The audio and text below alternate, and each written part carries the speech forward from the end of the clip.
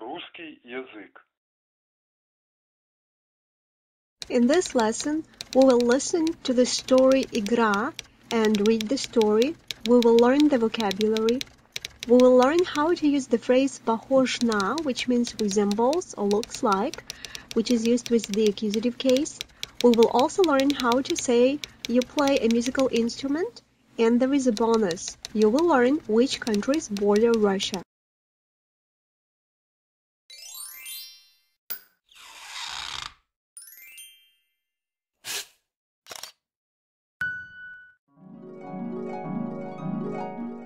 Игра.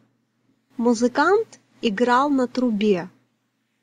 Труба была похожа на улитку. Улитка была похожа на домик. Домик был похож на чашку, опрокинутую. Чашка была похожа на чайник. Чайник был похож на Ивана Ивановича. Иван Иванович был музыкант и играл на трубе. Новые слова. Труба, улитка, домик, чайник, чашка, музыкант. The word чайник comes from the word чай, which means tea. The word for a house is дом. The suffix "ик" means that it's a small or cute house. So домик, it's like a small house. Труба, which is a trumpet, can also mean a pipe. Музыкант comes from the word музыка. The phrase похож на, looks like, is changed according to the gender and the number. So if the subject is masculine, we use the form похож. If the subject is feminine, we say похожа. If the subject is neuter, we say похоже, and if the subject is plural, we say похожи. If you don't know much about Russian genders, check out my videos. Click on the button Gender of Nouns. Examples from the text. Иван Иванович похож, домик похож, улитка похожа, чашка похожа. To make it past, we insert the word was or were. Был, была, было, были. Pay attention that the word was for the feminine and neuter gender. In writing, they have a difference a and o, but in pronunciation the difference is in the stress mark. Она была, но оно было. Because o is not stressed, it sounds like a. So the difference is only in the stress mark. So pay attention here one more time. Она была, оно было. Examples from the text. Иван Иванович был похож, домик был похож, улитка была похожа, чашка была похожа. After the phrase похож на, we use accusative case. Accusative case in the masculine gender has different endings, depending whether it's a non-living noun or a living noun. If it's a non-living noun, we don't change it. For example, Sasha похож на танк. Nothing happened to the word tank. But a living noun like clone changes into клоуна. Саша похож на клоуна. A consonant plus a.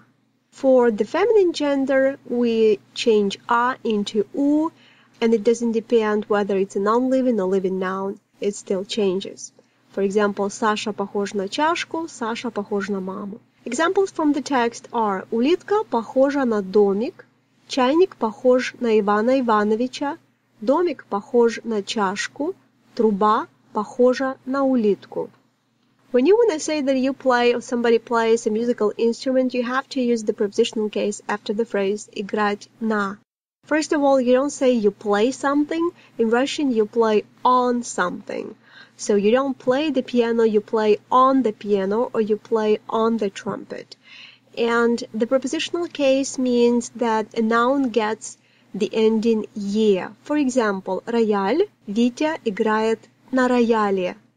Труба, Иван играет на трубе. As you can see, the last ending is «е». Гитара, Катя играет на гитаре.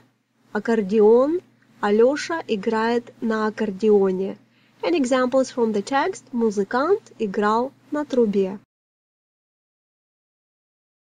Отчество, which means father's name and comes from the word отец, father. Отчество, father's name. When it's a formal situation or you want to be polite, you call a person by their first name and by their father's name. This is a formal way to address somebody, especially if it's an older person. Like in the text, we read Иван Иванович играл на трубе. It's an older person. We want to be polite, so we don't call him Ivan, but we call him Иван Иванович. How do we make these polite forms in Russian? We take father's name, in this case it's Ivan. If it's a boy, we add the ending ovich, Иванович. If it's a girl, we add the ending ovna, Ивановна. Now listen to the story again. Игра. Генрих Сапгир. Музыкант играл на трубе. Труба была похожа на улитку. Улитка была похожа на домик. Домик был похож на чашку, опрокинутую. Чашка была похожа на чайник. Чайник был похож на Ивана Ивановича. Иван Иванович был музыкант и играл на трубе. Fill in the missing words by memory. If necessary, go back to the beginning of the video and review the text, listen attentively and repeat after the speaker. And now say it in Russian. Домашнее задание. Learn the new vocabulary and use it in other contexts. Learn the grammar patterns, make your own sentences using the patterns, and start using them in other contexts. Also learn the text and make up something similar and start using it. If you are a beginner and you would like to study Russian with stories, check out my book at Amazon.com. Today's bonus is countries bordering Russia, or соседи Российской Федерации. So look at the map. These are Russia's neighbors from the west. The first country there is Norvegia. Then we have Finlandia, Estonia, Latvia, Litva, Polsha, Belarus, Ukraine. Pay attention that countries Litva and Polsha border a small oblast, Kaliningradskaya Oblast, which is in between these countries and the Baltic Sea. As you can see, that part of Russia is separated from the major part, and it's in between Litva and Polsha. Now, a bigger map here. In the Caucasus region, we see Georgia, Azerbaijan, then Kazakhstan, Mongolia, Китай, КНДР, or Корейская Народная Демократическая Республика, or simpler way to say it is Северная Корея. Russia's neighbors with the sea in between are Япония и США.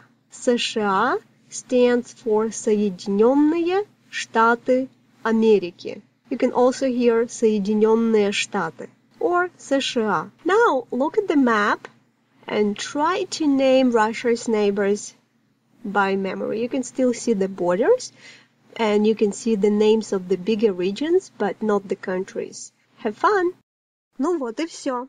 If you like this video, share it at your social network. Also, like it and comment. Also, add my channel to the recommended channels on your YouTube channel. Channel. Oh, whatever. And... Эй, хватит заниматься, поехали кататься. О, мне пора. Эй, слушай, друг, у тебя такие добрые глаза. Subscribe to the channel and she will be back. Поехали!